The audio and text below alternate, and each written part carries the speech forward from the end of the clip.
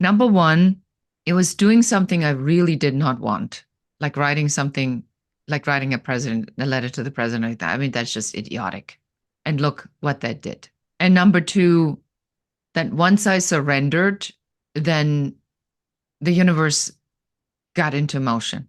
And that ship was a way bigger ship than I could have even imagined. I was just talking to somebody this morning about when you're going down a river, you don't swim against the current, you float down the river because that's the easiest path to take. And writing the letter got you on the right boat, and then the boat took you to where you needed to go.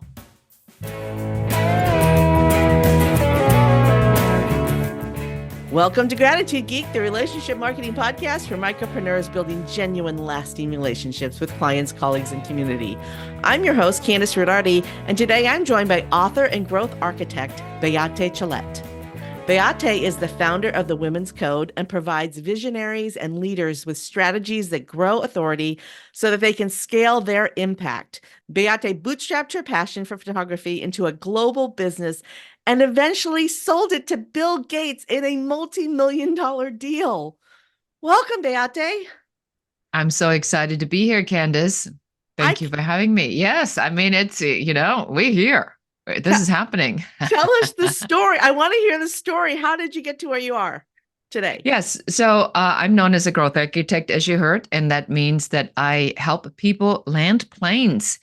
A lot of people with big ideas, visionaries, thought leaders, go to 30,000 feet and then they circle and they circle and they circle and then never really start to actually think about they'll run out of fuel and the plane will crash unless you landed somewhere. Or if you want to go on a journey, what is the journey? Where are the airports? Where are the countries we're going to go? So I help map these kinds of things out.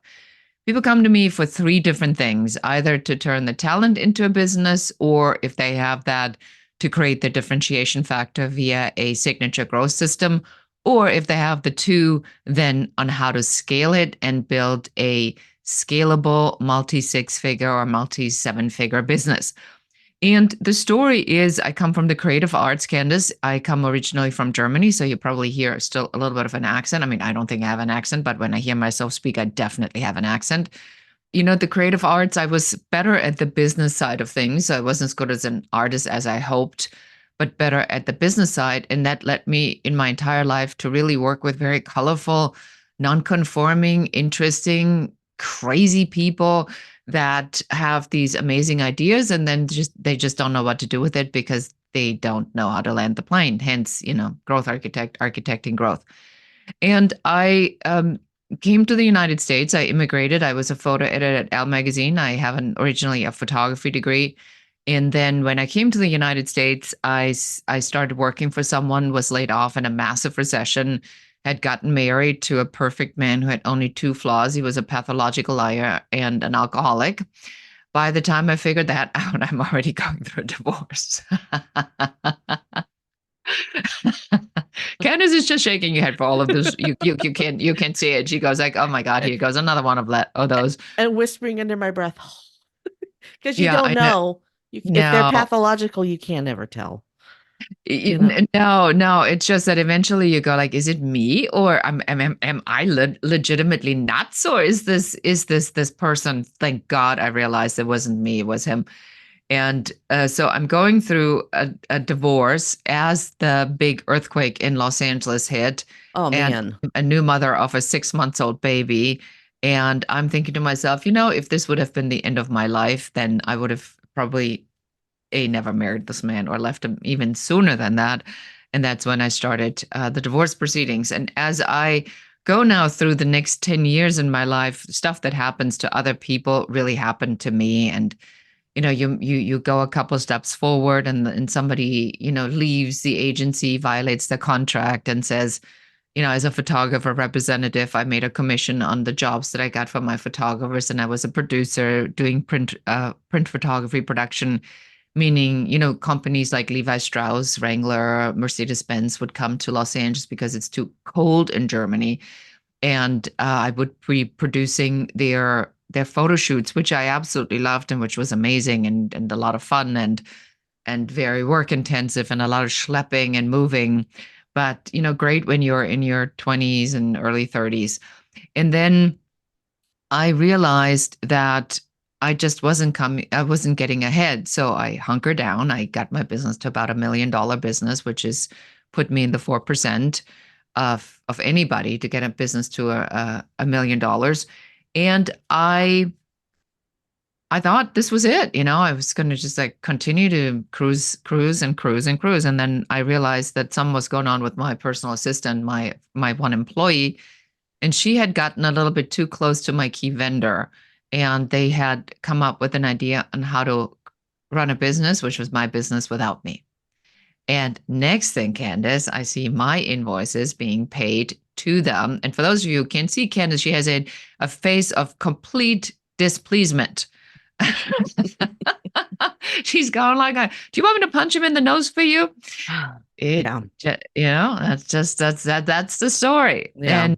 And now my invoices are being paid to them. And so I called the client. I said, what's going on with the payment? I said, oh, no, we pay. And I'm like, who did you pay? Oh, we paid them because they said that you were out of business and you were not paying them and withholding money. And none of this, of course, was true. So I sued them because I didn't know any better, Candace. And I thought, well, I'm German. I must be right. So Yeah. here you go. I'm going to sue you. And then I'm in this massive lawsuit, and you think you spent $20,000 and that'll last you for a couple months. $20,000 gets you through the first letter. Yeah. And then the other party writes another letter, and then you have to respond. That's another $15,000 just to write a letter because all this research and all these people it's just nuts. Yeah. And so I'm $130,000 in debt, and I'm going like, well, this isn't going really well. But lucky me, there is production season. And, I have $500,000 of productions on the book, and I'm figuring, at least I can kind of like figure out how to slide through. And September 11th comes. Oh. And it was over in one day. Like over. Just over. Everybody canceled, everybody quit. So I lost the first $500,000 in January, and I lost the second $500,000 in literally 24 hours in September. And thinking, this isn't going so well for me. But luckily, the lawsuit settled then the following January. And I paid my debt. And with the last money, I went to the flower mart, bought some flowers for my attorney and her team. And then I had nothing. So I started all over again. So I could have saved myself this year of fighting and had nothing, and then still had nothing. So I had nothing, and then I fought for a year, and I risked everything, and I still had nothing. So that was a big lesson to learn. And then I had this great idea how to build a stock photography syndication for architecture and interior photography. And it was a great time. I knew it. I knew it, Candace. It was the right time, the right idea. People loved the idea, but it was in the age of digitization. So I had to put out a lot of money. And so next thing I know, I'm $135,000 in debt.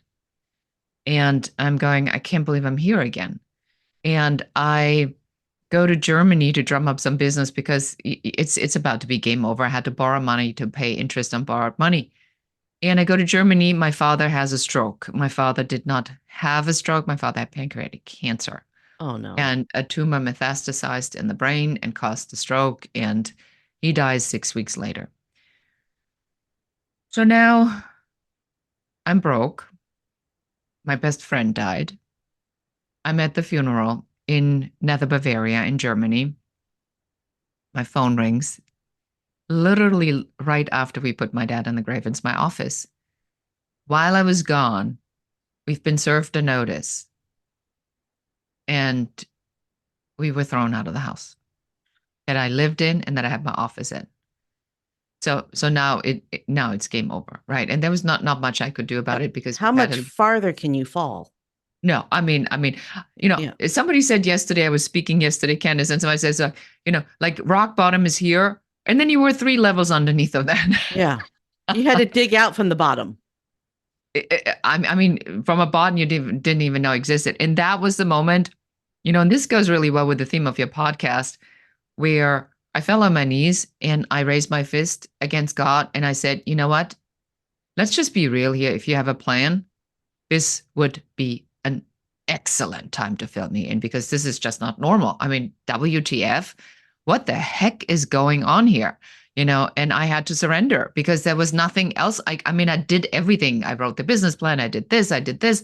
Nothing worked. Nothing. And I'm here and I'm like, well, I guess it's game over. So I came back. I, had to research bankruptcy attorneys, and then I get a letter from the White House. The White House. And it says the president sends you his best wishes. Now, of course, the president of the United States never saw this letter. Somebody in the mailroom did. But what happened is that my former mother-in-law was a complete nag. You need to write a letter to the president of the United States. He's the number one guy in the country. Why don't you go straight to the top? Why are you wasting your time with everybody else? Why don't you talk to the man who can make decisions in this country? Have you written your letter to the president of the, and she just would not stop. So I wrote the damn letter to the president of the United States. Imagine my surprise when I get a letter from the White House. Now I'm going like, oh, this is going to be good. And this letter put me in touch with a small business administration, but not with some underling, but with the second in command, because he also got a letter from the White House. Wow. And he thought, I need to speak to this nutcase who writes a letter to the president instead of picking up the phone and calling me directly. And he goes like, you need to come in here. I need to ask you some questions here. And he says, why did you call me directly? And I said, I didn't even know you existed, right? So talk about, gratitude for stuff that other people make you do that you really don't want to do. And that but what you didn't tell us is why what was the letter to the president about? The letter to the president was basically about, look, I need help here. I've done everything by the book. Somebody cheated and lied and took advantage of me. And I had a good business. September 11th came. I fought my way through this. I'm a single mom. I'm doing everything right. And I can't get ahead. I mean, I need help here. That's what the letter said. And then they put me in touch with a small business administration. Wow. And so they found me a bank who took the $135,000 in debt, restructured it into a 10-year fixed loan. That freed up my line of credit of $45,000. And that brought me to break even 3 months later. So this was the difference between break even and bankruptcy, 3 months. Wow. And then I was the world leader in my category 18 months later. And that's when the Bill Gates company comes and says, how do you do that? Can you show us how you do it? I'm like, absolutely not. You want me to tell you how I do it? You buy it. And then they said, well, how much do you want? And I said, I want a couple million. And they said, okay. And that's how I sold my business to Bill Gates 18 months after the worst moment of my life. That's an awesome story. Okay, so this question is just dumb, but what surprised you about the whole experience? Looking back, what surprised me about it that there really were two things. Number one, it was doing something I really did not want, like writing a letter to the president like that. I mean, that's just idiotic. And look what that did. Yeah. Okay. And number two, that once I surrendered, then the universe got into motion. Yeah. Yeah. And that ship was a way bigger ship than I could have even imagined. I was just talking to somebody this morning about when you're going down a river, you don't swim against the current, you float down the river because that's the easiest path to take. And writing the letter got you on the right boat, and then the boat took you to where you needed to go. I love that analogy. It's a great analogy because, you swim against the current. You're going to run out of steam. I mean, I was out of steam. There was nothing else to fight. Yeah. And there was nothing else to do. I mean, I had done everything. I had tried every avenue. And there was a point where you have to literally let go. And I was just at an event with Abraham Hicks, and she reminded me that there is one thing you really need to be clear about. The vision of what you want is up to you. That's us. The receiving is up to us. The sourcing is up to the one source. And the minute we get involved in the sourcing and we think that we know how to do this better than God, spirit, life force, the one source, we get in trouble and we run ourselves ragged because we try to manipulate something that we cannot trust and we think we know better. And that's when we get caught in trouble. So if as I keep telling this story and I keep thinking about let's just think about what really happened. What are the principles that were at work here? I had done everything in my power. I didn't sit around. I wrote the business plan until midnight. I wrote it on weekends. I did the work. I put my faith and my trust into myself and into the idea. I had no plan B. I burned all bridges. It was this, or I was going to go down in a flaming inferno. Wow. And I was okay with both of them because at that point you have to be. There are so many people who would never write the letter.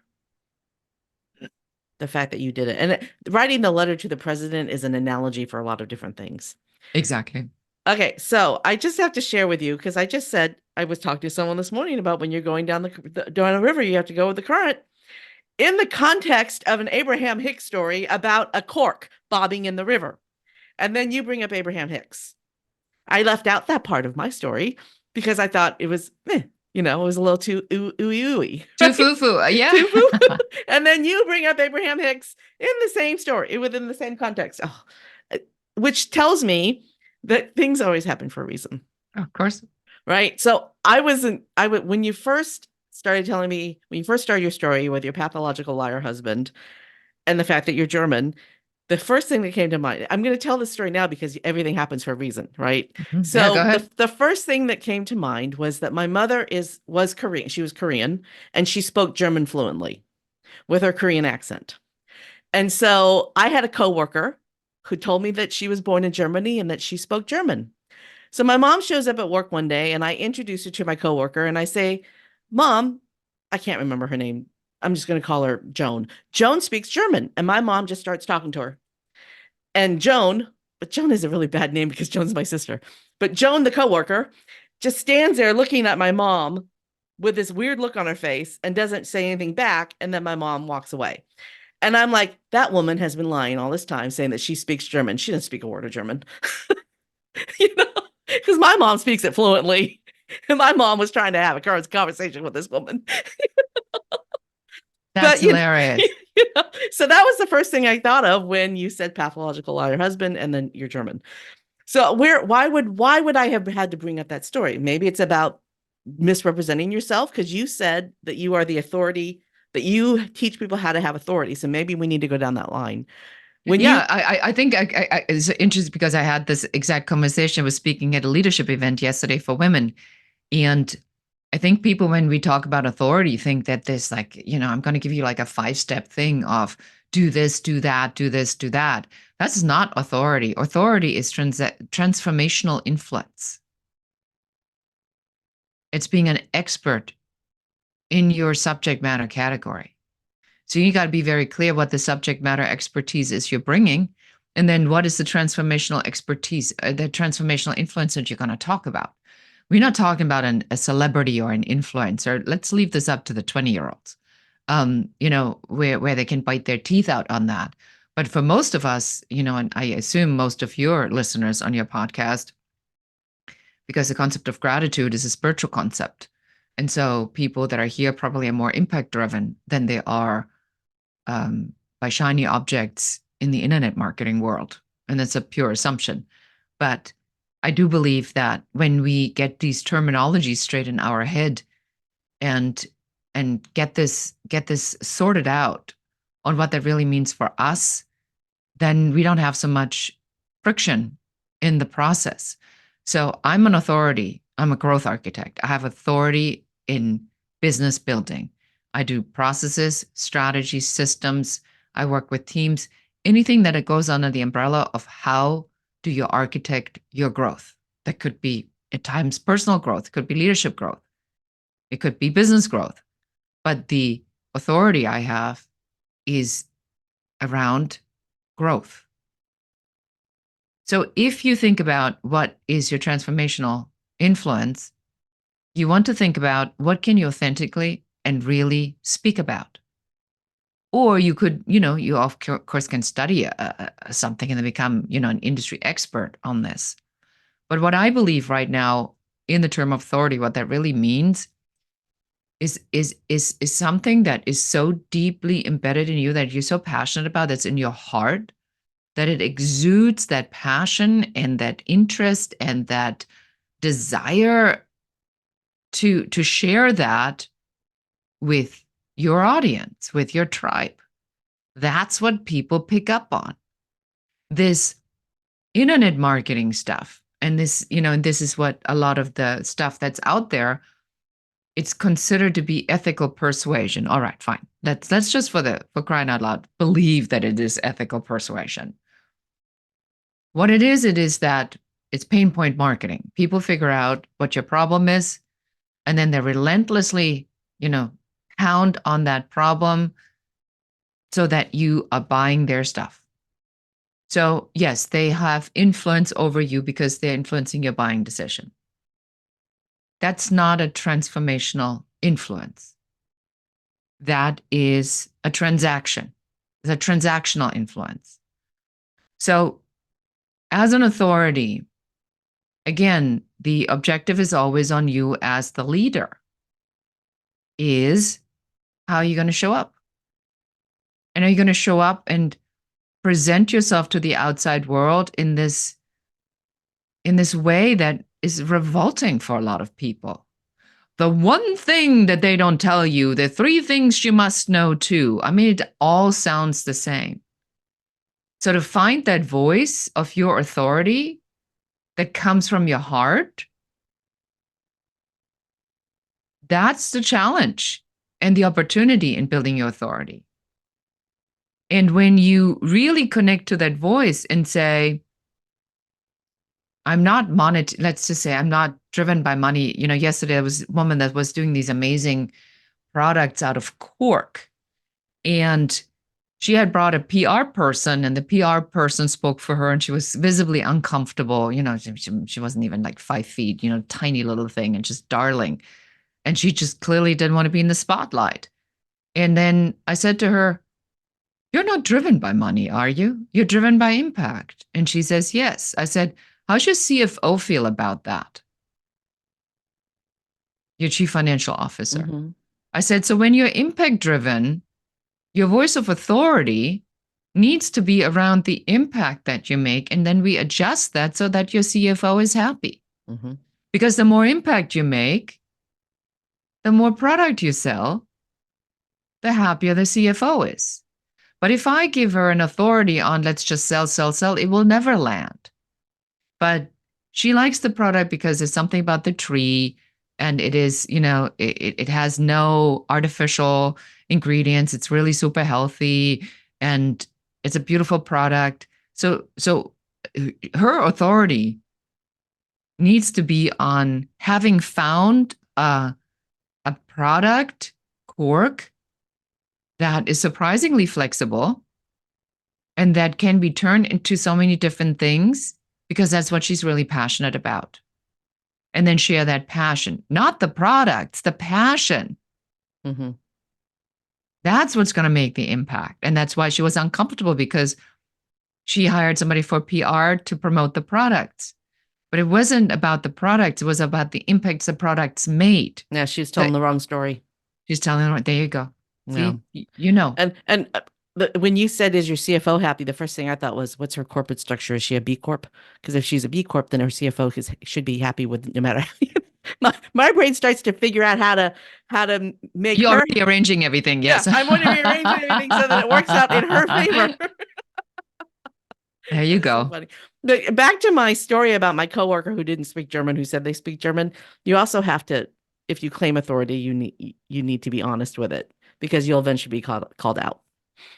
Right. You can't misrepresent yourself. Yeah. I mean, that's called a lie. I had something funny happen to me. I had done a video a while ago Candace, on when that you need to just hammer down on your stuff and not back down. And this one woman made a comment and she says, that's a really dangerous thing to suggest to women, because if it turns out that you're wrong, it never works. And I'm going, subject matter expertise means you're an expert in your subject and you should know your stuff. Mm-hmm. You can't just randomly say stuff and insist it is right when there's a chance it isn't. Yes, you are correct. That can't work because you will be found out. Mm-hmm. Yeah. There's especially today in 2020. Oh my gosh, it's going to take me a whole year to get used to saying 2024. But in 2024, you will be found out tomorrow. Somebody is going to hear you say that and then Google it and find out the truth, right? Yes. Yes. So the 4 agreements, you have to be impeccable with your word. Wow, we're going back in time today. Abraham Hicks, the 4 agreements. How far back can we go? Sometimes maybe it's important for people to see that a lot of the concepts, just because an internet marketer is now bringing up a concept of positive thinking, calling it the law of attraction, calling it the secret, doesn't mean this stuff hasn't been around for a really long time. Yeah. It just means somebody found it and thought, wow, I could put a spin on it, and then just rehashing it. Mm-hmm. So a lot of these concepts have been around and in existence for a long time. And I certainly encourage your listener, if this is the case and you're interested in something, go back as far as you can and see where these ideas originate. Because these people have mentors or teachers, and those had mentors and teachers, and those had mentors and teachers. It's like, David Nagel had Bob Proctor as his mentor. Bob Proctor had David Nightingale as his mentor, who wrote, a ton of stuff. Mm-hmm. So there is a string of how far back this goes. Just don't think that because somebody says it right now that it's like all new and amazing. It just means that somebody put put new paint on it. Nightingale learned it from somebody who learned it from somebody who learned it from something, from Napoleon Hill. Yeah, it just keeps getting passed down and passed down. I was talking to somebody recently about acupuncture or acupressure or something along those lines. And I was like, well, Eastern medicine figured this out 6,000 years ago, and we're just now catching on over here. Right. It was, I don't even remember the concept, but something that Eastern doctors, I guess, 6,000 years ago were doing, we're now catching up and figuring out that it does work. Right. Well, all these, we spent thousands of years not doing it because we didn't believe it was true, but now we know it is, which is the same with everything. And I might be wrong with 6,000. It could be 4,000. I don't know how long acupuncture has been around, but yeah, we just, sometimes things go out of fashion, and then they come back into fashion, and then they go out of fashion, and they come back into fashion. I just hope Aquanet hairspray doesn't come back.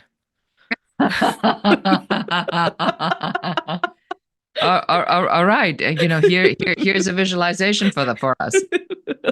Yes, we are not going to do Aquanet anymore. Okay, so if somebody wants to, first of all, how does somebody figure out what they're good at? How does somebody figure out what their authority is? Well, so the first thing I want your audience to do is go to a quiz that I literally just finished. It's called What's Your Talent Worth? And it's at whatsyourtalentworth.com. I came up with an actual mathematical formula. Holy moly. To calculate what your expertise is worth in this market, in the free market, not as an employee. And when you have this number, because it asks you, what is your expertise? And you calculate this, you look at that number, and then you realize, well, if this is my earning potential, what do you think you should do? Because a lot of times people get really caught up in this idea of, I can't possibly be that. it has to be something that's really, really difficult. And this goes back to your cork swimming downstream. Is if there's so much friction all the time, and you follow this educational principle that you have to be good at everything because that's how we were raised, right? So just want to bring some awareness to that. Is when you go to school, it's not enough that you're good in writing and history and art, but you also have to be good at math. You also have to be good at science. You also have to be good at whatever biology. You also have to be a great athlete. So basically, our system forces you to be by someone's standard, which is really mediocre, by somebody's standard, good enough so that you get A's. And that somehow tells someone, we don't really know exactly who it is, that you're smart. Mm-hmm. And then you keep doing that. You learn existing information, you remember existing information, you regurgitate existing information, and somebody gives you an A. And you go, this is freaking awesome. I know exactly what the rest of my life is going to be. I'm Yeah. going to learn, retain, repeat, and somebody's going to give me an A. Then they go in the real world. And the boss sits you down and says, Kandas, why don't you tell me what you're really good at? And you say, remembering existing information, regurgitating it, and telling you exactly everything that already exists. Do I get an A? And the boss says, you're fired. Mm-hmm. The only people who would get an A in that situation are Government. political operatives and government Yeah. employees. At the post office, that will make you amazing because they're, boom. That's just what you do. IRS, boom. And not to say that there's anything wrong with that. If that's a choice, by all means, go do that. But if you want to be an authority on something, you're going to have to break that pattern. Yeah. And so what we do, because it's a pattern that is so inherent in us, we now go out as adults and we look at for things that are absolutely impossible and that we hate. And we feel that if we were to master these things that we absolutely despise, that we're not good at naturally, if we were to master those, then we get an A. And so we go in a performance review, and then somebody follows the same principle, says, I love your sales skills. Gosh, I mean, you're selling better than anybody in the entire company. But Jesus Christ, your reports are just littered with spelling mistakes. So I really need you to work on your dyslexia. Why? This Yeah. person is the number one sales Yeah. person. Hire them 3 people Yeah. so that the guy can. Somebody else can edit your papers. And Somebody else can.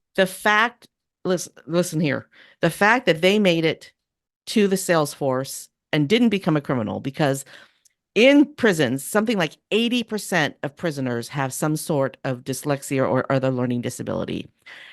And it's usually they're super smart. They just can't. So they drop out of school because their teachers think they're dumb, even though they're brilliant, right? And so what do brilliant people do who can't spell? They start a business. What is that business going to be? Sometimes it's crime, but crime is a business. So I could go down a whole rabbit hole with dyslexia. This is why we need to identify a dyslexia early in school, and we need to empower teachers. This is a whole nother conversation, but we need to empower teachers to be able to tell parents your child has a learning disability and we need to give them help. Because Yes. if they don't get the help, who knows what will happen. But at this time in the United States, teachers don't have that authority. No. And this is, just an example of there's neurodiversity now and people with autism or that are on the spectrum somewhere that are neurodiverse and the labeling of that. And, again, we have to remember, and, for the purpose of what we're talking about here today, that the judgment is always about from others toward us and from ourselves to ourselves, is that we are trained to find things that we suck at, that we dislike, that we're not good at. And if we only were to master them so we could get an A, that life would be grand. And that is absolutely not true. That's awesome. Oh, we had an employee 10 years ago. He was in high school, so he was 17 or 18 years old. And he passed all of his tests to graduate from high school except for science.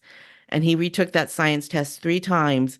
My husband, who was his boss, not his parent, my husband actually did flashcards with him to try to help him pass this stupid test, and he never passed it, so he never graduated from high school. I mean, that kid worked really hard to not get a degree because of one test. It just And that's how we and yeah, demoralize people. exactly. Early on, we tell them that they're stupid instead of saying, "Well, this is just not your. This is Yeah. just not your zone of genius." Exactly. Or, it was worse before. They would pass kids who didn't know how to read just to get them out of the system. Why not figure out why they can't read and then address it? Hmm. So Hmm. easy, so easy. Okay, so we know that we don't want to lie about what our authority is because that will backfire. And then we know that we need to figure out what our authority is. And then what do we do once we know what it is? Once we What? know what we're good at, what do we Yeah. do then? Well, then you need to build something around it so that you can speak with confidence about something that makes you money. Because if you're an authority and you're not making any money, there's no point in that either, is there? So, if you have a podcast needs to be aligned with your business, needs to be aligned with the products that you offer. So you have to make sure that you have a consistent business, you architect the business and the pieces of the business so that when people come in, into your sphere that you attract because you're the authority out, on social media or in your videos or in your speaking or in your podcast guesting or hosting, and you get more people to listen to you, then what are you going to do with them? So you need to really think through, how are you going to help with your authority other people? And then that becomes a business that you can monetize. What happens if you have authority in an area and then you realize that you no longer have a passion for it? Then what do you do? Then you need to have faith and trust that that was the first step to the next step. And you follow the format of, I did this exercise yesterday where the women in the room, I said, I want you to all close your eyes and think about what it's like to make $1 million. Like, who would you be? What would you wear? Where would you travel to? What would you fly economy? Would you fly, economy plus? Would you fly business? Would you fly first? Are you going to go to Fiji? Are you going to go to Mexico? Think about the hotel that you're going to stay in. Is it a 4-star, 5-star? What would you buy for your children? What would you buy for yourself? What car would you drive? Because when you get to that first level and you get bored with that level because you're not passionate about it anymore, it typically is a step to that next level. So you need to visualize what that next level is instead of saying, oh my God, I can't believe it. I put all this work on it. Now it's pointless. I can't stand it. It's the worst. No, what's the next step? This was the first. God makes no mistakes. So what's the next step? You're just not seeing it because you can't. So now you envision. It's your job to envision where you want to go and look at what that person does that has that. And then you become that person and it's about mindset, action set, and skill sets. So if I'm, running my micro business and I'm making whatever, $150,000, $200,000, and now I'm not passionate about that. And I'm like, you know what? I want to pivot into something that makes me a little bit more money or that serves more people. Then you need to figure out what that person does that has that and does that already. And then you look at where you are, you look at what that is, and then we can reverse engineer. That's what we do at the Growth Architect. We reverse engineer literally the steps, saying, well, if that's where you want to be and this is where you are at, I know exactly who you need to be to make that happen. And then it becomes a mindset. Can you envision this? Can you own that? Skill set. What do I need to learn and be? What does this person do? And then action, then you execute consistently. When I was learning how to speak French, um, when it got to the point where I could read it, but I couldn't speak it, I was taught to start at the end of the sentence, to pronounce the last word first, and then add the second to the last word, then add the third to the last word until I could say the whole sentence. That learning to speak it backwards would actually help it stick in your mind a little bit better. So I like this reverse engineering because you see the end and you say, okay, before I get to the end, what do I have to do then? Mhm. Before I get to that stage, what do I have to do then? And then you can see the whole thing, Mhm. but if you start here, it's hard to figure out how to get from here to over there. Because you don't know where it is. I mean, Yeah. if you go in the subway in New York, what's the first thing you look at is the red dot. Yeah. Where are you? You are here. And then are you going to randomly just take a train? No, you're going to need to know you're going to the Empire State Building or the Chrysler Building or to Broadway or to Wall Street or to the Trade Center Memorial. I mean, that determines the route you're taking. And so you know where you are at. Now you know where you're going, and then you map out the route. It's a very simple concept. Hmm. You have to have a map, You and the have to have map a map. the map has an end point. And sometimes, I mean, this is a valid point. My husband and I, when we have when we're working, my husband and I have been business partners since we got married, and when we know where the destination is for our business, sometimes we take different routes to get there, and both routes lead there, but we're bringing life experiences with us along the way, so that when we get there, it's more rewarding. So there's multiple ways to get to the same place. You don't have to take the Mhm. same route as somebody else. You just have to know what step comes before it. What step Ex- comes before it. So yeah. let's map this out for the audience. Let's say that someone in the I'm making something up. I'm on the fly. I'm going to make this up. Let's say that someone in the audience is a travel consultant and they want to go from being a travel agent to being a tour guide in Italy. Okay. All So right. they just live in Italy and they can do tours. So what's the backward steps? So the backward step would be is it for all of Italy? Is it for a particular region of Italy? Where would you want to live? So we know where this goes. So we map out, this idea.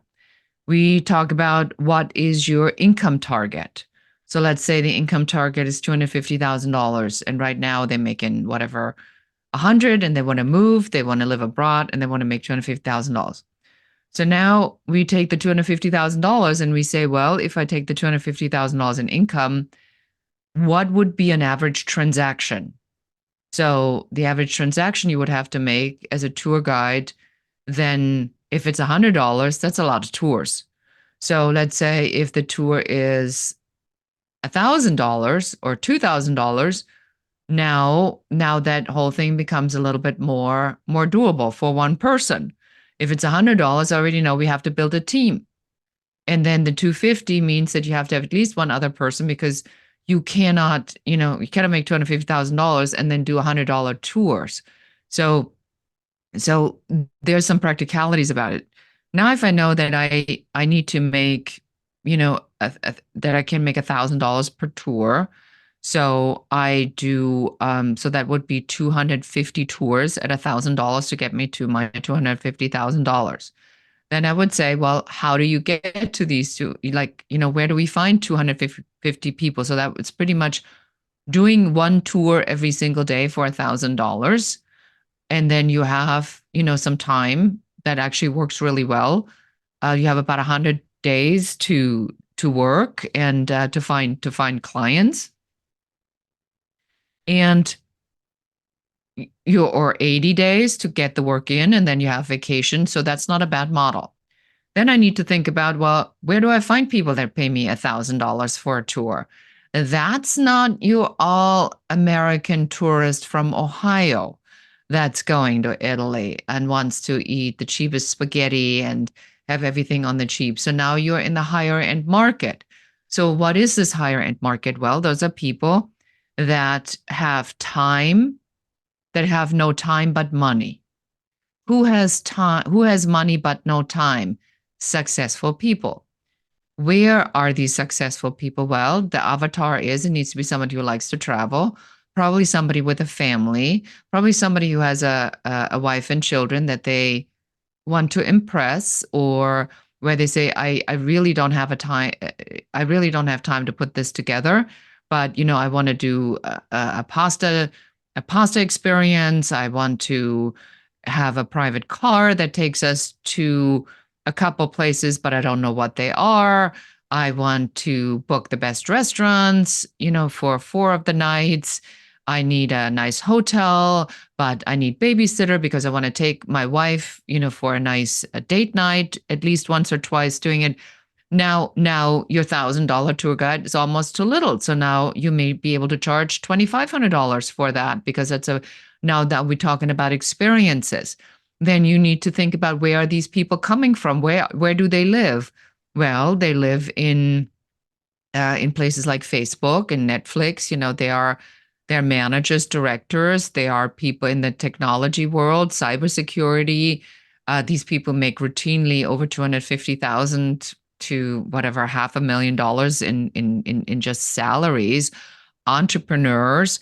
And then you direct your marketing in a language to what we know the problem of these people are. They want experiences and they have money but no time. It's brilliant. I hope you paid attention, audience, and took notes. If not, rewind, listen again. All right, we need to start thinking about wrapping up. So, what is your personal favorite marketing tool, tip, or technique? Speaking in front of a live audience. How do you, that scares the bejeebers out of a lot of people.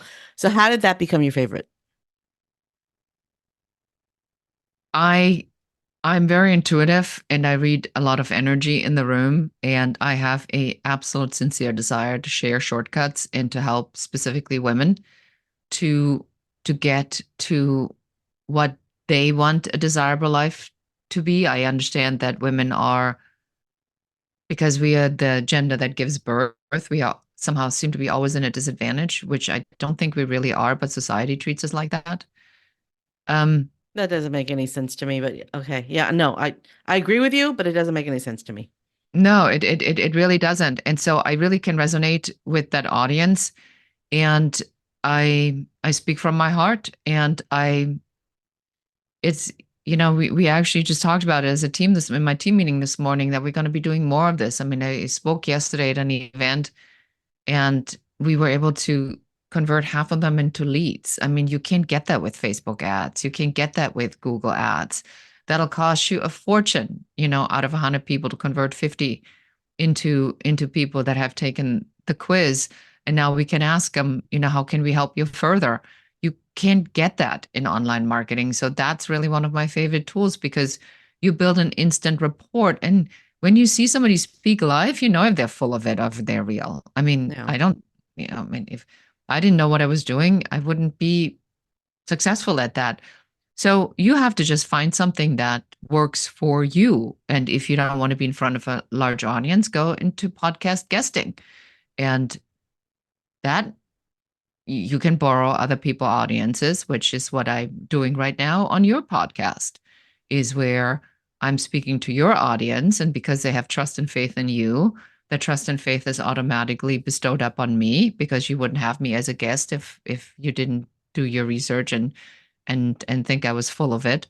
So that's a really great example. And it's just one-on-one, but yet we're speaking to many people. I had a listener, I think it was yesterday, contact me and say that she was thinking about starting a study group where they listen to one of my podcast episodes and then discuss it. And that was the best compliment I've ever had, because I have some amazing, I am so lucky I have the best guests. I mean, this show, I am grateful because of my guests. It's amazing, but they're not listening to it's her idea wasn't because of me, it was because of my guests, right? Each episode is unique and wonderful and has fantastic actionable advice because I've attracted the right guests to my show. But so yeah, I love that idea. And I'm like, why didn't I think of that? Why didn't I think of that? Okay, so I love that. I love all that advice. If they're just afraid of being a guest on a podcast, afraid of speaking in public, how does somebody, I mean, when I think of authority, I think of a speaker, I think of a host, I think of somebody who puts a coach, somebody who puts on events. How can you be an authority without doing that? You're going to need a plan. I mean, honestly, if there's so much fear of being an authority, you're probably going to need to work with someone to help you figure this out. Because if there is a roadblock, And you go like, well, I know speaking would be great, but I don't want to do that. I know getting the message out via podcasting is a great idea, but I'm too scared. I don't want to do that. I know ads are great to get my message out, but I don't want to spend the money. I know that I have something to say, but I don't want to make the investment in putting this program together. There's something really off because then you really don't believe it Yeah. enough. You don't I believe mean, enough in yourself. then you're just not passionate enough about it, or you don't believe in yourself, or it's just bullshit. I'm sorry, I got to be honest about this. Yeah. It's like, I had this once where somebody said to me, "Well, I consider myself a pearl in an oyster," and I just blurted out, "Good luck waiting for a diver." What kind of sucky strategy is that? Yeah. Yeah. Because It's like your there's a strategy whole for lot of success oysters. is waiting. Yeah. Yeah. Wow. Was it a woman who said that? Yes, Yeah. but people say that. People say stuff like this. Yeah. So if you're listening to this and you say something like this, this is your wake up call. I mean, whatever you believe in, waiting is not a concept that exists in nature. Now, imagine you go for a walk in spring and there's an oak tree, and the oak tree only has 100 leaves because the oak tree said, "You know what? It's too much work. I'm just going to roll out 100 leaves and I'm going to see how it goes. I'm going to wait and see if people appreciate my 100 leaves. If the squirrel comes and they're, frolicking on the part where I have 100 leaves, then I'll consider rolling out slowly over the next couple of months the remaining leaves." I mean, it's idiotic. Yeah. What, the squirrel that says, global warming, I don't believe in winter. I'm not going to collect any nuts. It's too much work. Yeah. Look at my colleagues. They're all going crazy, running around like a squirrel, the whole 9 yards. No, no, no, no, no, no. I'm not doing that. If Yeah. it gets cold, I'll deal with it. I'm going to wait and see. Said no squirrel ever. So, what makes people think that if a concept doesn't exist in nature, that would be a really good thing for you to do? I mean, Yeah. hello. Yeah. I think my authority is that I have a limited time left on this planet. I'm living with metastatic breast cancer and I have been for 10 years. So my thing is, why are you waiting? Because you don't know what's going to happen to you tomorrow. So move, get it done now. Get shit done now. Right. And a lot of people, they don't have that sense of urgency. So they do exactly what you said. They're like, okay, I'm going to try 100 leaves. I'm not going to collect squirrels nuts today because it's a warm day It's too today. much work. Yeah, Yeah. it's too much work. And I'm just not feeling up for it today. Yeah, but you don't know that tomorrow might be your last day on this planet. So, and then you're going to die thinking, oh, I wish I collected those nuts or whatever And the equivalent of that is. and that is the truth. I mean, to this point, the book, The Art of Not Giving a Bleep, while I don't think it's really the literary masterpiece, nor is the documentary really amazing, but the concept of this is really straight up. It says, hypothetically speaking, if you knew you that we all would die, that we all would have the same outcome, and you wanted to get to this point of exit with joy and gratitude, what would you reverse engineer your life to be? Boom. Yeah. Yeah. Mic drop. Yeah. That's it. You don't have to read the book now. I couldn't get through the first chapter. Oh my God. I mean, you want to just smack him and say, did you really have to write it so poorly? And the documentary is no better. The documentary is even, I mean, but the concept of that question, you do know you die. Yeah. I know I die. I don't know when I'm going to die. But I tell you that it is absolutely preposterous to say we all know we die. And it's a thing that everybody's terrified of. Why? It is your guaranteed outcome. Yeah. It's your guaranteed outcome. Mm-hmm. So why don't we skip and joyfully walk our path knowing that we have a guaranteed outcome? Yeah. And then you make sure you believe in the right kind of stuff and you do your spiritual work so that you understand what comes after. Because if you don't believe in anything and you don't know what comes after, you should be scared because there's a big black nothing. Yeah. But if you do believe that there is more and that there's connection and energy and spirituality and that gratitude leads to leads to manifestation, manifestation of good things. And that this is, that we are on this particular planet because we're learning how to manifest in the physical body. Now that changes everything. So it really, but you got to do the work. Mm-hmm. Yeah. You've And got to it's do the work. happiness is a choice, Mm-hmm. but it's work to choose that happiness, right? Because sometimes I think it's a lot easier. It takes more muscles in your face to smile than it does to frown. So practice those smile muscles, right? I love that. I love that. I love that. Okay, we need to wrap up. So this is your moment of gratitude. For whom or what are you most grateful? I am most grateful for my daughter allowing me to be in the room when my grandchild was born. That was 6 months ago. And this moment of when I see her head crowning, and the baby's being born, there's really nothing that I can imagine that fills me with more gratitude than seeing life coming into this world. And it is my own daughter who did that.